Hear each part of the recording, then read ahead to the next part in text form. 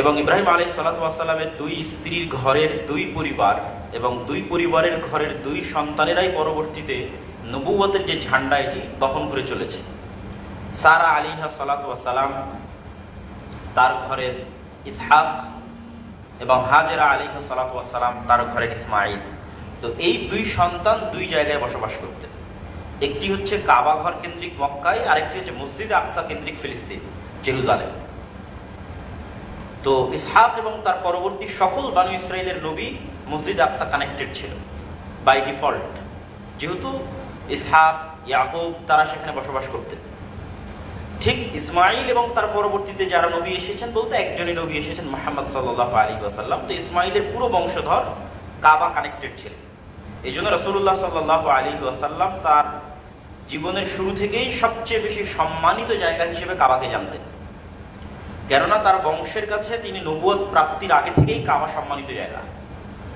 এবং তার দাদা আব্দুল মুত্তালিব কাবা রক্ষণাবেক্ষণের দায়িত্ব পালন করতেন। এবং তার জন্মের বছরে আসহাবুল ফিলের মতো যে পৃথিবীর ইতিহাস পরিবর্তনকারী ঘটনা যা আল্লাহ সুবহানাহু ওয়া তাআলা তুলে ধরেছেন, সেই ঘটনাও রাসূলুল্লাহ সাল্লাল্লাহু আলাইহি ওয়াসাল্লামের নবুয়ত প্রাপ্তির আগে এবং তার জন্মেরও আগে। তখনই কাবা ঘরের কি গুরুত্ব সেটি ফুটে ওঠে সূরা ফিলের এই ঘটনার মাধ্যমে, আবরাহার বাহিনীর মাধ্যমে। যখন মুহাম্মদ সাল্লাল্লাহু আলাইহি ওয়াসাল্লাম নবুয়ত পাননি বা জন্মগ্রহণ করেননি, তখনই মক্কার মানুষের কাছে, মক্কার কাফের মুশরিক কুরাইশদের কাছে কাবার কি গুরুত্ব ছিল সেটি ফুটিয়ে তোলার জন্য যথেষ্ট, যা মূলত ইসমাইল আলাইহিস সালাতু ওয়াস সালামের লিগ্যাসি বহন করে। ঠিক একই ঘটনা ইসহাক আলাইহিস সালাতু ওয়াস সালাম এবং তার পরবর্তী বংশধরদের মধ্যে। তো তার পরবর্তী বংশধর বলতে ইসহাক আলাইহিস সালাতু ওয়াস সালামের সন্তান ইয়াকুব এবং ইয়াকুব আলাইহিস সালাতু ওয়াস সালামের সন্তান ইউসুফ। এবং তাদের যে নামকরণ হিব্রু ভাষায় বা ইংরেজিতে বা ইহুদি এবং খ্রিস্টানদের নিকটে আছে, যেহেতু বানু ইসরাইল বা আহলুল কিতাব তাদের সকল নবী ইসহাক আলাইহিস সালাতু ওয়াস সালাম বা ইব্রাহিম আলাইহিস সালাতু ওয়াস সালামের সন্তান। আমরা যদি দুইজন বৃহৎ নবীর কথা বলি, ইহুদি ধর্মের নবী মুসা আলাইহিস সালাতু ওয়াস সালাম আর খ্রিস্টান ধর্মের নবী ঈসা আলাইহিস সালাতু ওয়াস সালাম, দুইজনেই কিন্তু মসজিদে আকসা কানেক্টেড।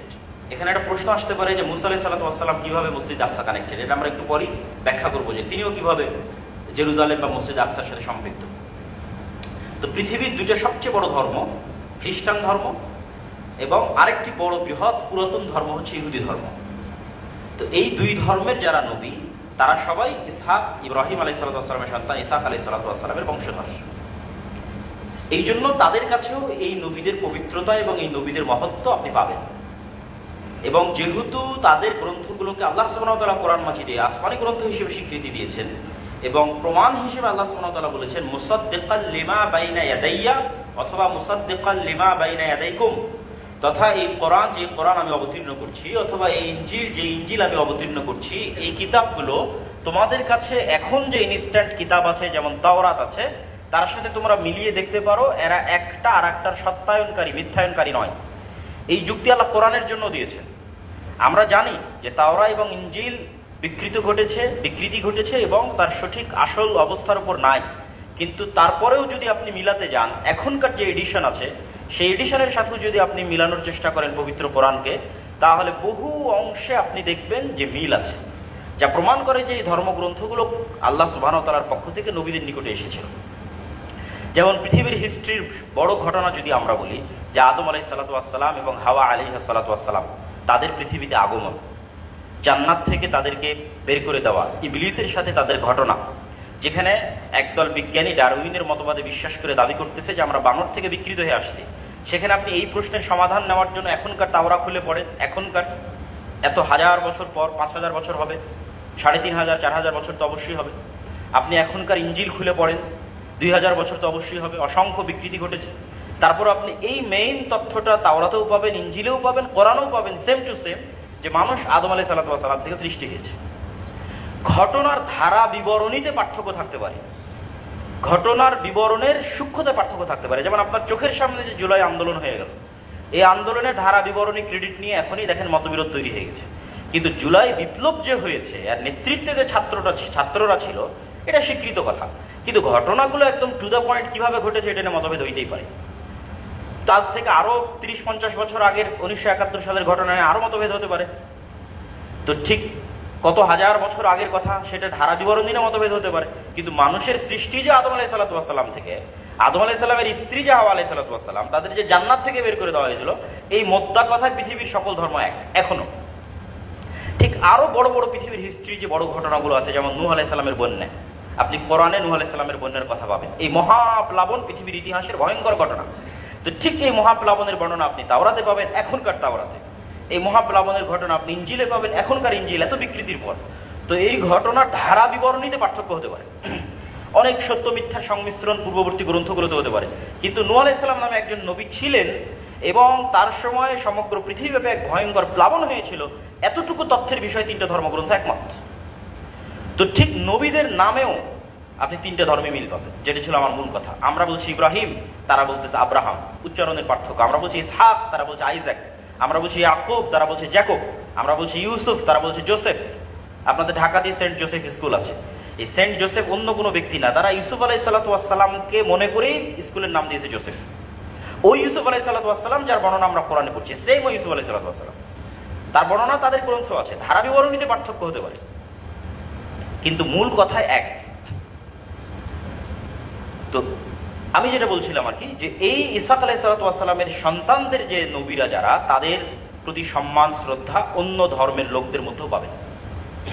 যেমন আইজাক নিউটন, কিন্তু আসলে ইসহাক নিউটন, উচ্চারণের পার্থক্য।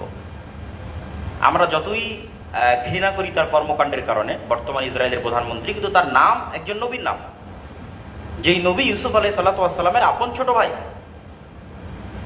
এবং তারা নবীর নাম হিসেবেই সেটি নামকরণ করেছে। এই জন্য আমি আমার বহু বক্তব্যে বলেছি, ইসরায়েলের যে দ্বন্দ্ব, ফিলিস্তিনের যে দ্বন্দ্ব, এটা কখনোই কোনো দুনিয়াবী দ্বন্দ্ব নয়, এটা কখনোই কোনো জাতিগত দ্বন্দ্ব নয়, এটা কখনোই কোনো দুনিয়াবি কোনো তত্ত্বের উপর ভিত্তি করে তৈরি হওয়া দ্বন্দ্ব নয়, সীমানার দ্বন্দ্ব নয়, এটা পুরোপুরি একটি ধর্মীয় দ্বন্দ্ব। এবং ইসরায়েলের ইহুদিরা এটাকে রিলিজিয়াস কনফ্লিক্ট হিসেবে তারা গ্রহণ করে। কিন্তু দুঃখজনক হলো সত্য, আপনি দেখবেন ফাতাহের যারা নেতা আছে বা সেকুলার পন্থী যারা ফিলিস্তিনের নেতা আছে, তারা মনে করে না আমরা এটা সেকুলারিজমের মাধ্যমে সমাধান করব, ন্যাশনালিজমের মাধ্যমে সমাধান করব। আরবের বড় বড় নেতারা মনে করে তারা অ্যারাবিয়ান ন্যাশনালিজমের মাধ্যমে সমাধান করবে। ইম্পসিবল। যেখানে আপনার শত্রুপক্ষ এটাকে রিলিজিয়াস কনফ্লিক্ট মনে করতেছে, আপনাকেও সেখানে রিলিজিয়াস কনফ্লিক্ট মনে করেই সামনে আগাতে হবে, তাহলে আপনি বিজয়ী হবেন, অন্যথায় বিজয়ী হবেন না। তো ইউসুফ আলাইহিসসালামের পর থেকে নিয়ে মুসা আলাইহিস সালাম পর্যন্ত এই সময়টার গ্যাপ হচ্ছে 400 বছর। ইউসুফ আলাইহিসসালামই প্রথম নবী বানু ইসরায়েলের, যিনি পবিত্র ভূমি পরিত্যাগ করে মিশরে চলে গেছিলেন। এবং পবিত্র ভূমি ফিলিস্তিনের সাথে মিশরের কানেক্টিভিটি ভৌগোলিকভাবে সেই যুগ থেকে আজ পর্যন্ত আছে।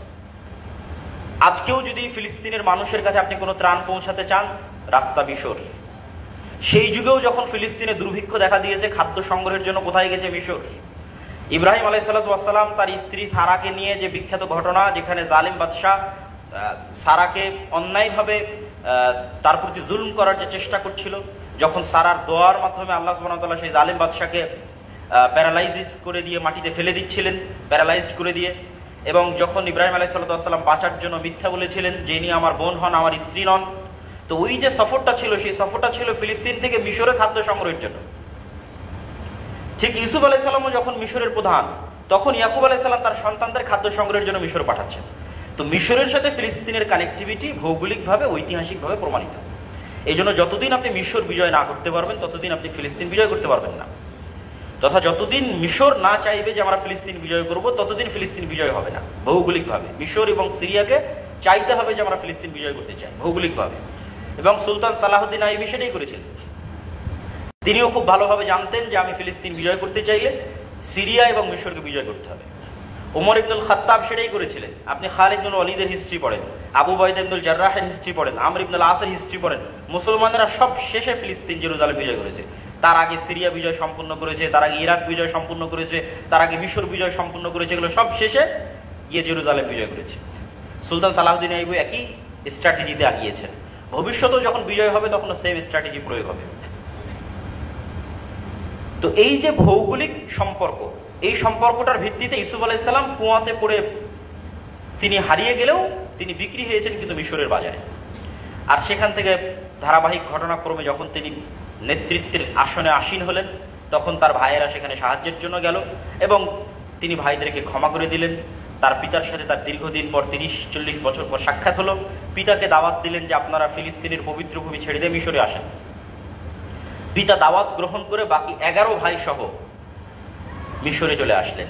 এই হলো বানু ইসরাইল পবিত্র ভূমি ত্যাগ করে মিশরে আসলো। এবার যখন যাদের হাতে শাসন ক্ষমতা ছিল তাদের পতন ঘটিয়ে যখন ফেরাউনেরা ক্ষমতা নিল, তখন আগের যারা ক্ষমতা এবং আগের ক্ষমতার যারা জোট থাকে উভয়ের উপরেই ঝামেলা হয়। তো আগের ক্ষমতার জোট সরকার ছিল ইউসুফ আলাইহিস সালাম, তো তার সাথে পাদ্রীরা আরো যুক্ত করে দিয়েছে, কি বড় বড় জ্যোতিষীরা যুক্ত করে দিয়েছে, ফেরাউন আপনার যদি ক্ষমতার কোনোদিন পতন ঘটে এই ইউসুফ তার ভাই এবং তাদের বংশধরদের সন্তানদের হাতে পতন ঘটবে। তাহলে তারা সংখ্যায় অল্প হলেও তাদেরকে এমনভাবে গ্লোরিফাই করা হয়েছে, এমনভাবে বড় আকার ধারণ করানো হয়েছে বিভিন্ন পাদ্রীদের ঘোষণা, জ্যোতিষীদের ঘোষণা, যা ফেরাউনের মাথা ব্যথার কারণ হয়ে দাঁড়ায়। ফলত 300 বছরের জুলমের স্টিম রোলার তাদের উপর চলে। তাদেরই সন্তান হচ্ছে মুসা আলাইহিস সালাম। এটাই কানেক্টিভিটি পবিত্র ভূমির সাথে মুসা আলাইহিস সালামের।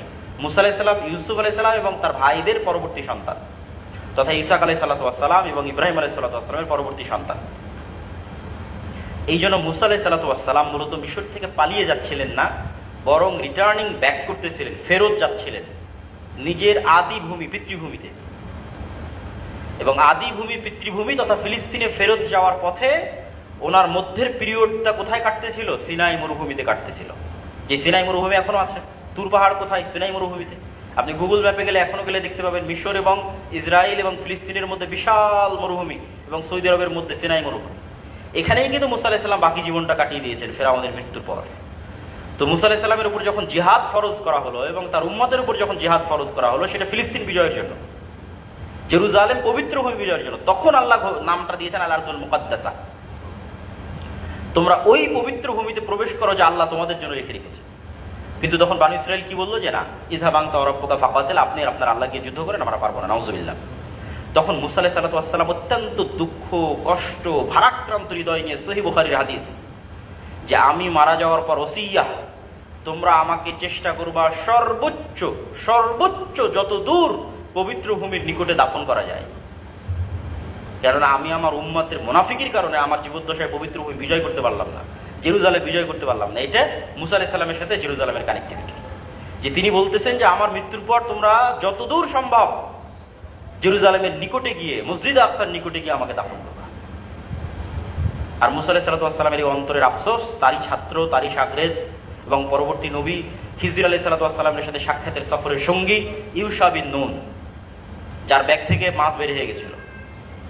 ইউশা বিন নুন পরবর্তীতে জেরুজালেম বিজয় করেন এবং এটিও সহিহ বুখারীর হাদিস, সঠিক ইতিহাস, যে ইউশা বিন নুন যখন জেরুজালেম বিজয় করে তখন আল্লাহ সূর্যকে থামিয়ে দিয়েছিলেন এবং পৃথিবীর ইতিহাসে আল্লাহ মাত্র একবারই সূর্যকে থামিয়ে দিয়েছিলেন। এবার সেকেন্ড আমরা চলে আসি, তাহলে এতগুলো সব নবীর সম্পর্ক আমরা কানেক্টিভ করে দিলাম। এবার আসবে দাউদ এবং সুলাইমান।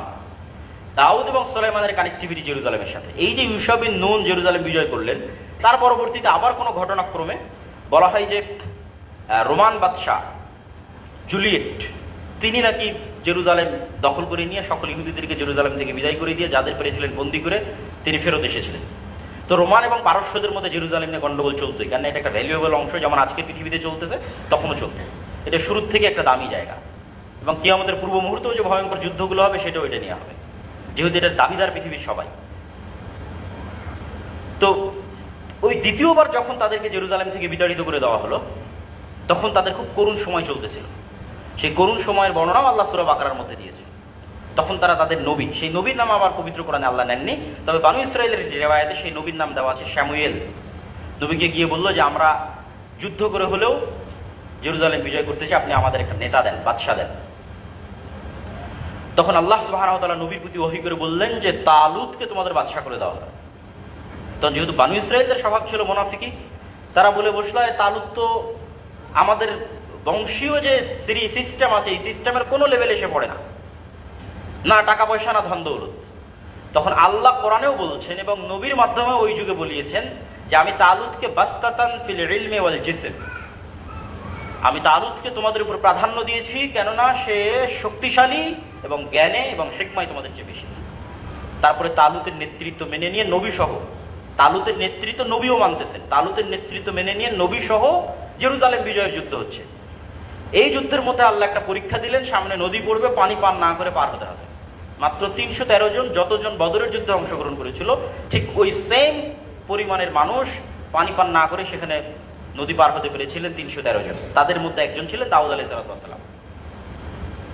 তারপরে ওই জালুত বাদশাহ, যাকে আমরা বলতেছি জুলিয়েট, ইতিহাস বলতেছে আর কি, সত্য মিথ্যা আল্লাহ ভালো জানে, তাকে দাউদ আলাইহিস সালাম নিজে হাতে হত্যা করেছিলেন।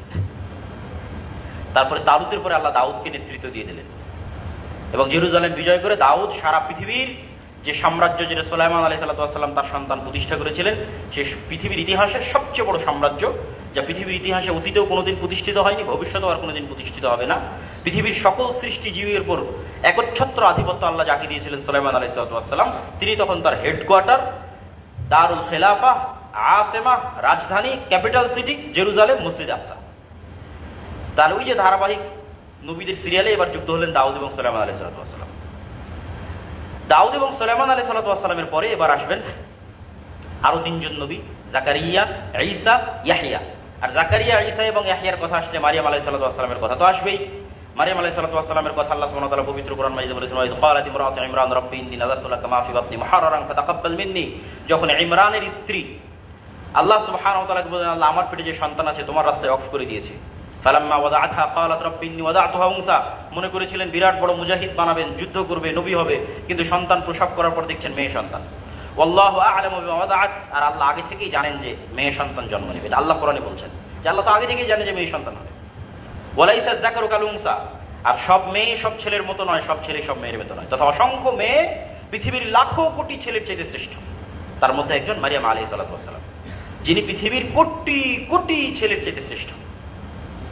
শ্রেষ্ঠত্বের জায়গায় তিনি সেখানে পৌঁছে গেছেন। আল্লাহ ওটা বলতেছে যে তুমি মেয়ে হিসেবে এটাকে ছোট হিসেবে দেখিও না, যে ছেলে সন্তান হয়নি মেয়ে হিসেবে ছোট হিসেবে দেখিও না। এমনও মেয়ে আছে যারা পৃথিবীর কোটি কোটি পুরুষের চেয়ে শ্রেষ্ঠ। সেরকম একজন মেয়ে হচ্ছে মারিয়াম আলাইহিস সালাম। কুল্লামা দাখালা আলাইহা জাকারিয়া আল মিহরাব ওয়াজাদা ইনদাহা রিজকা। যখনই খালু জাকারিয়া তার কাছে প্রবেশ করতেন দেখতেন অসময়ের ফল। ক্বালা ইয়া মারিয়াম আন্না লাকি হাযা ক্বালাত হিয়া মিন ইনদিল্লাহ ইন্নাল্লাহা ইয়ারযুকু মান ইয়াশা বিগাইরি হিসাব। আল্লাহর পক্ষ থেকে আসে, আল্লাহ যাকে ইচ্ছা বেহিসাব রিজিক দান করেন। মারিয়াম আলাইহিস সালামের পেটে আল্লাহ বিনা স্বামীতে এবং বিনা বিবাহে সন্তান দান করলেন। তৎকালীন বানু ইসরায়েলের ইহুদিরা বলল অবৈধ, নাউযুবিল্লাহি মিন যালিক, যেটা এখনো তারা ক্লেম করে। কিন্তু খ্রিস্টান ধর্ম এবং ইসলাম এই বিষয়ে একমত যে তিনি পবিত্র। কোরআন এই বিষয়ে দ্ব্যর্থহীন। মারিয়াম আলাইহিস সালামের নামে পরিপূর্ণ সূরা দেওয়া আছে। এই জন্য খ্রিস্টানদেরকে হেদায়েত করা সহজ।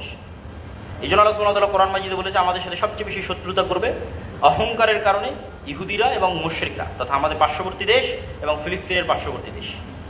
এদের মধ্যে হেদায়েতের পরিমাণটা হবে কম। এদের মধ্যে অহংকারের কারণে এবং হিংসার কারণে এরা মুসলমানদের সাথে সবচেয়ে বেশি জুলুম করবে, অত্যাচার করবে। আর ওপেন মাইন্ডেড হওয়ার কারণে এবং মারিয়াম আলাইহিস সালাম ঈসা আলাইহিস সালামের প্রতি ইসলামের যে সম্মান এবং শ্রদ্ধা, সেটার কারণে জাস্ট যে জায়গায় তারা ভুল করেছে সেটা হচ্ছে তারা বাড়াতে বাড়াতে ঈসা আলাইহিস সালামকে আল্লাহর সন্তান বানিয়ে ফেলেছে। ওটাও নাউযুবিল্লাহ। তো এই জন্য খ্রিস্টানরা বেশি হেদায়েত প্রাপ্ত হবে। তাহলে মারিয়াম আলাইহিস সালামের কানেক্টিভিটি, ঈসা আলাইহিস সালামের কানেক্টিভিটি, জাকারিয়া এবং ইয়াহইয়া। ওই যে ওখানে জাকারিয়া সালাম ওখানে বের এসে আল্লাহকে বলছেন, আল্লাহ এত সুন্দর কন্যা সন্তান দিয়েছো, এত ভালো, আমারও একটা সন্তান দরকার। সেই সন্তান হচ্ছে ইয়াহইয়া। আর ইহুদিরা যেহেতু নবীদের হত্যা করতো, জাকারিয়া আলাইহিস সালামকে হত্যা করেছে, ইয়াহইয়া আলাইহিস সালামকে হত্যা করেছে, ঈসা আলাইহিস সালামকেও হত্যা করার চেষ্টা আল্লাহ সুবহানাহু ওয়া তাআলা ঈসা আলাইহিস সালামকে উঠিয়ে নিয়েছিলেন। তো এখানে আরেকটা জিনিস আমাদের মনে রাখতে হবে যে যেহেতু পৃথিবীর বড় বড় 2টা ধর্মের, বড় বড় 3টা ধর্মের মূল কেন্দ্র যেহেতু জেরুজালেম, আর খ্রিস্টান এবং ইহুদিদের তাদের নবীরও জন্ম যেহেতু এবং কানেক্টিভিটি যেহেতু জেরুজালেমের সাথে, এবং তারা যেহেতু ইব্রাহিম আলাইহিস সালামের সন্তান, সেহেতু পৃথিবীতে আর গায়ের রঙের কারণে যে সুপারিয়রিটি, সেটার যে ভিত্তি, এটা ইউরোপ এবং আমেরিকার ভিত্তি বেসলেস, ভিত্তিহীন। কেন ভিত্তিহীন? আমেরিকা এবং ইউরোপ যাকে নবী হিসেবে স্বীকৃতি দিচ্ছে সে সাদা নয়, সাদা চামড়ার নয়, সে হচ্ছে আমাদের চামড়ার, তথা আরব, ইন্ডিয়ান বা সেমেটিক সভ্যতার যে চামড়ার রং, সেই চামড়া, তথা এশিয়ান, এক কথায় শেষ। সুতরাং ইউরোপিয়ান এবং আমেরিকানদের যে চামড়ার উপর ভিত্তি করে যে অহমিকা, সেটা তাদের ধর্মের সাথেই কনফ্লিক্ট করে। যেহেতু তাদের ধর্মের নবী ঈসা আলাইহিস সালাম তিনি ইব্রাহিম আলাইহিস সালামের বংশধর, তথা ঈসা আলাইহিস সালামের চেহারা আর মুহাম্মদ সাল্লাল্লাহু আলাইহি ওয়াসাল্লামের চেহারা সেম, এশিয়ানদের চেহারা যেমন হয়।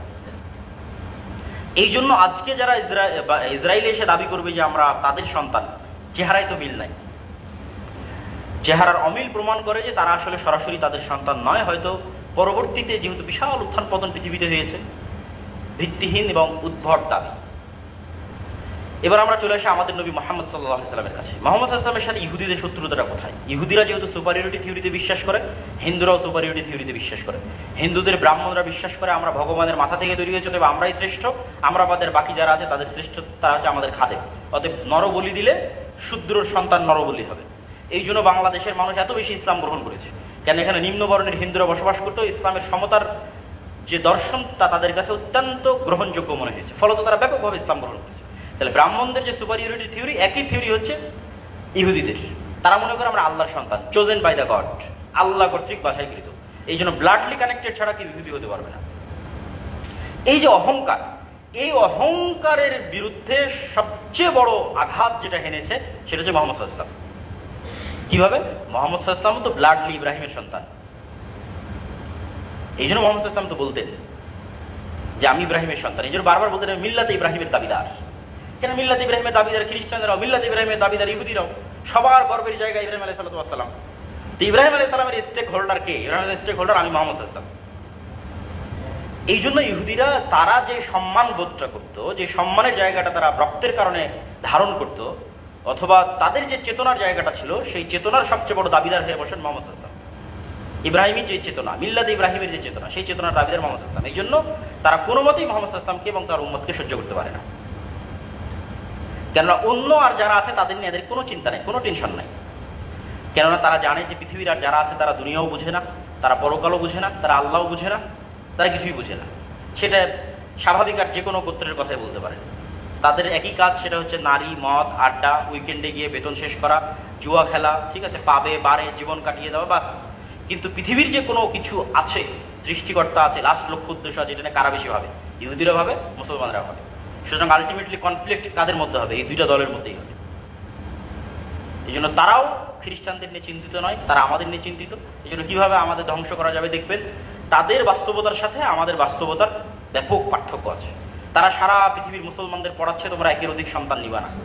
কিন্তু আমি যেহেতু ইহুদি ফ্যামিলি দেখেছি, আপনিও চেক করতে পারেন, এখান থেকে উঠে গিয়ে যে কোনো ইউরোপ আমেরিকায় বসবাসরত প্রবাসীকে জিজ্ঞেস করবেন যে তোমার নিকটস্থ কোনো ইহুদি ফ্যামিলি সম্পর্কে জেনে আমাকে জানাও তাদের কয়টা সন্তান। তাহলে সারা পৃথিবী তারা প্রচার করছে তোমরা একের অধিক, দুইয়ের অধিক সন্তান নিবে না, কিন্তু তাদের 6-7টার নিচে সন্তান নাই কোনো ইহুদি ফ্যামিলির। তারা সারা পৃথিবীর সব স্কুলে বলতেছে তোমরা এলজিবিটিকিউ ঢুকাও। এই যে নারী সংস্কার কমিশন এলজিবিটিকিউ ঢুকানোর জন্য প্রস্তাবনা করেছে। কোনো একটা ইহুদি স্কুল আমাকে খুঁজে দিতে হবে যে ইহুদি স্কুলে এলজিবিটিকিউ আছে শিক্ষা সিলেবাসের মধ্যে। They are very strict about the religion. তাদের ধর্ম বিষয়ে তারা খুবই শক্ত, কঠোর। মুসলমানেরা কি হালাল রুটিন ফলো করে, তার চেয়ে বেশি শক্ত কঠোর রুটিন ফলো করে ইহুদিরা, যেটা নাম হচ্ছে কৌশার ফুড। তাদের হালালের নাম হচ্ছে কৌশার ফুড। তবে অবশ্যই ইহুদিদের বুঝালে তারা আবার মুসলমানদের খাবারটা খায়।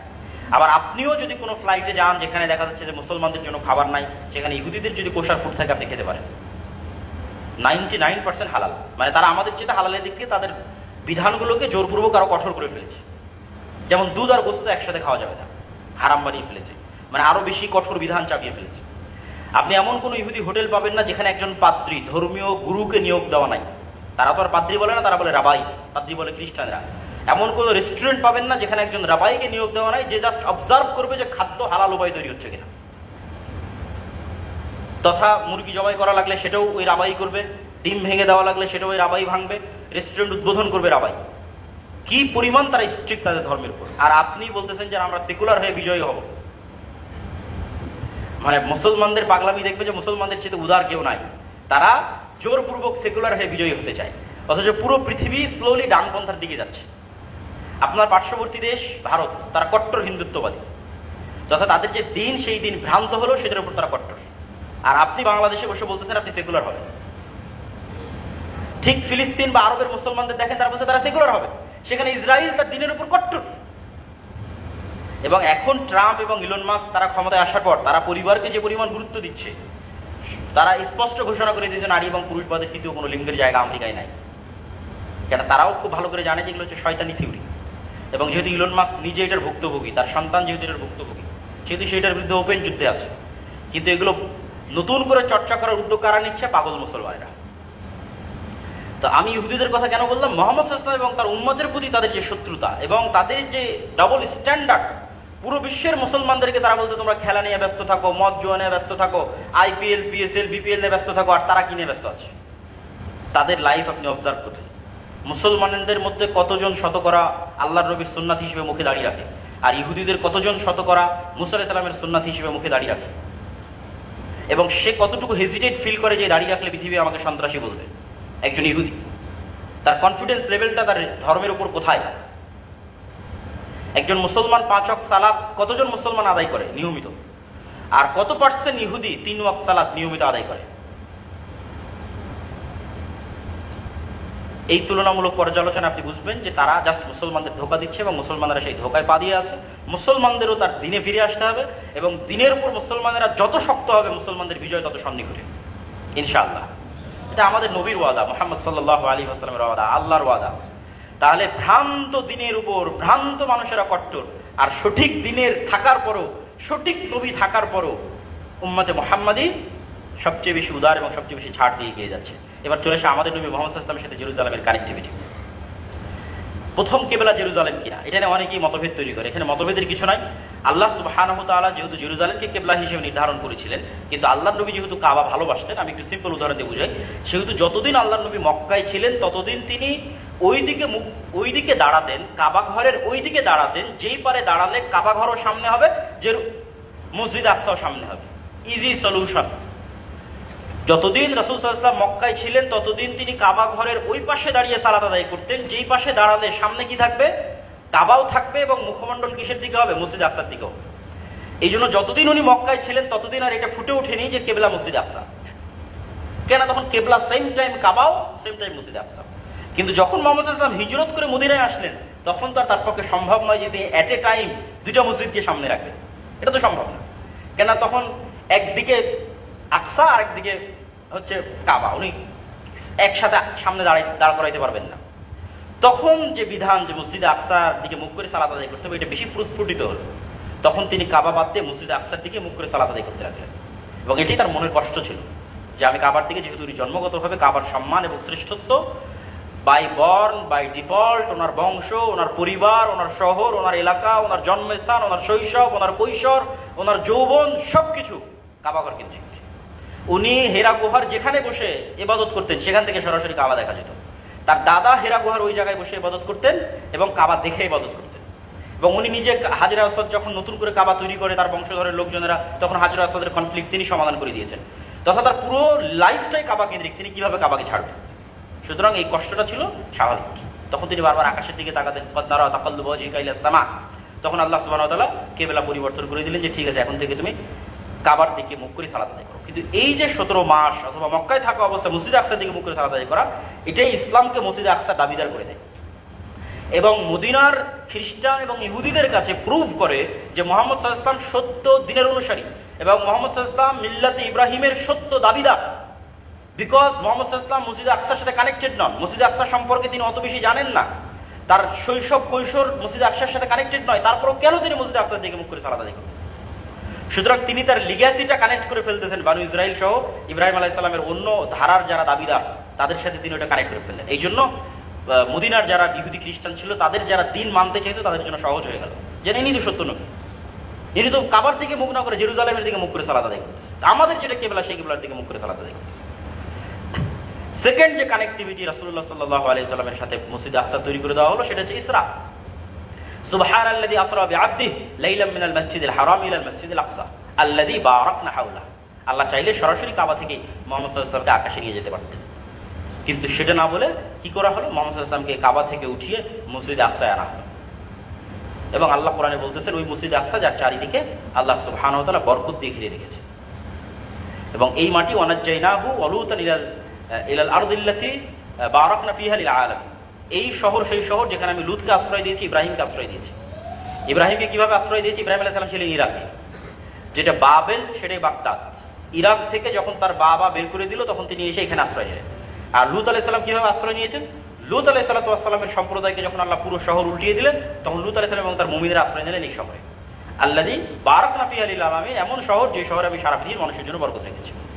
তাহলে ইব্রাহিম থেকে শুরু করে লূত থেকে শুরু করে এই যে মুহাম্মদ সাল্লাল্লাহু আলাইহি ওয়াসাল্লাম পর্যন্ত জেরুজালেমের সাথে কানেক্টেড হয়ে গেল, এবং ওখানে মুহাম্মদ সাল্লাল্লাহু আলাইহি ওয়াসাল্লাম সকল নবীর ইমামতিতে সালাত আদায় করালেন মসজিদ আকসায়। সম্মানিত মুসলিম, এবং পরবর্তীতে উম্মতে মুহাম্মাদি এটির দাবিকে আরো শক্তিশালী করে ফেলে ওমর ইবনুল খাত্তাব রাদিয়াল্লাহু তাআলা আনহুর যে ঐতিহাসিক বিজয়, সেই ঐতিহাসিক বিজয় অভিযানের মাধ্যমে। এবং উম্মতে মুহাম্মাদির শ্রেষ্ঠত্বের মানদণ্ড, উম্মতে মুহাম্মাদি বিজয়ী না পরাজিত, এর মানদণ্ডই জেরুজালেম। তথা আমাদের হাতে এখন জেরুজালেম নাই মানে আমরা পরাজিত অবস্থায় আছি। এবং ঠিক সেম টাইমে ইহুদিরা শক্তিশালী বিজয়ী, খ্রিস্টানরা বিজয়ী না পরাজিত, তার মানদণ্ডই জেরুজালেম। তাদের কাছে আছে মানে তারা বিজয়ী আছে, আর তাদের কাছে নাই মানে তারা পরাজিত। তো ফাইনাল যে গেমটা হবে, সেই ফাইনাল গেমে মুসলমানেরা বিজয়ী হবে এবং অবশ্যই তাদেরকে পরাজিত হতে হবে। এবং সেই বিজয়টাই ফুটিয়ে তুলবে যে এট এ টাইম একই সাথে পৃথিবীর সকল নবীদের যিনি পিতা বা অধিকাংশ নবীর পিতা ইব্রাহিম আলাইহিস সালামের দুই সন্তানের দুই পবিত্র মসজিদের একই সাথে দাবিদার হচ্ছে উম্মতে মুহাম্মাদি। এবং এট এ টাইম উম্মতে মুহাম্মাদির কাছে মসজিদ আকসাও আছে, কাবাও আছে। তথা ইব্রাহিম আলাইহিস সালামের পরে যত নবী এসেছে সকল নবীর পবিত্র স্থান উম্মতে মুহাম্মাদের কাছে আছে। অতএব এটাই ফাইনাল দিন, এটাই বিজয় দিন, এটাই শেষ দিন, এটাই শ্রেষ্ঠ দিন। এবং সেই দিনের জন্য আমাদের চেষ্টা করতে হবে এবং সামনের দিকে এগিয়ে যেতে হবে। আল্লাহ সুবহানাহু ওয়া তাআলা আমাদের সেই তৌফিক দান করুক, আল্লাহুম্মা আমিন। এবং এই ইতিহাসগুলো আমাদের পরবর্তী প্রজন্মের মধ্যে দিয়ে যেতে হবে, যাতে তারাও সেই ভালোবাসা, সেই আবেগ, সেই আগ্রহ নিয়ে সামনের দিকে আগায়। কেননা কার মাধ্যমে আল্লাহ সুবহানাহু ওয়া তাআলা কাজ করাবেন তা আল্লাহ সুবহানাহু ওয়া তাআলা ভালো জানেন, কিন্তু বিজয়ী তো হবেই। যেটা রাসূল সাল্লাল্লাহু আলাইহি ওয়াসাল্লামের অসংখ্য হাদিস দিয়ে আছে যে ইব্রাহিম আলাইহিস সালামের দারুল হিজরা হচ্ছে শাম। এই ফিলিস্তিন, এই লেবানন, এই জর্ডান, এগুলো সব হচ্ছে শামের অন্তর্ভুক্ত, ইসরায়েল সব শামের অন্তর্ভুক্ত। আর মুহাম্মদ সাল্লাল্লাহু আলাইহি ওয়াসাল্লামের দারুল হিজরা হচ্ছে মদিনা। এই দুই জায়গায় কিয়ামত পর্যন্ত ইসলাম থাকবে। মদিনায় যেমন কিয়ামত পর্যন্ত ইসলাম থাকবে, শামে কিয়ামত পর্যন্ত ইসলাম থাকবে। কিন্তু মক্কার মদিনার পজিটিভ দিক কি, এখানে ফিতনায় প্রবেশ করবে না, ফিতনা থেকে চিরদিনের জন্য মুক্ত। আর সব সময় যুদ্ধ বিগ্রহ ফিতনা লেগেই থাকবে জেরুজালেম এবং তার পার্শ্ববর্তী শাম এবং তার পার্শ্ববর্তী অঞ্চল।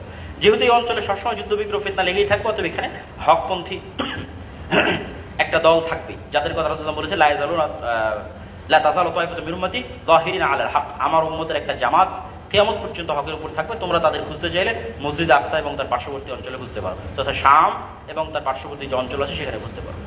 তো এইগুলো সকল ইন্ডিকেশন, রাসূলুল্লাহ সাল্লাল্লাহু আলাইহি ওয়াসাল্লামের সকল ইন্ডিকেশন। এবং ঈসা আলাইহিস সালাতু ওয়াস সালামের শামের মাটিতে অবতরণ, তিনি কিন্তু মক্কা এবং মদিনায় অবতরণ করবেন না, শামের মাটিতে অবতরণ।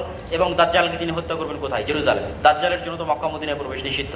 তাহলে এগুলো সবকিছু প্রমাণ বহন করতেছে যে একদম ইব্রাহিম আলাইহিস সালাতু ওয়াস সালাম থেকে নিয়ে একদম ঈসা আলাইহিস সালাম পর্যন্ত, পৃথিবীর শেষ মুহূর্ত পর্যন্ত, যদিও কনফ্লিক্টেড, কিন্তু অনেক দামি একটা জায়গা হচ্ছে জেরুজালেম। এবং যেটার লাস্ট বিজয়ী উম্মতে মুহাম্মাদি হবে।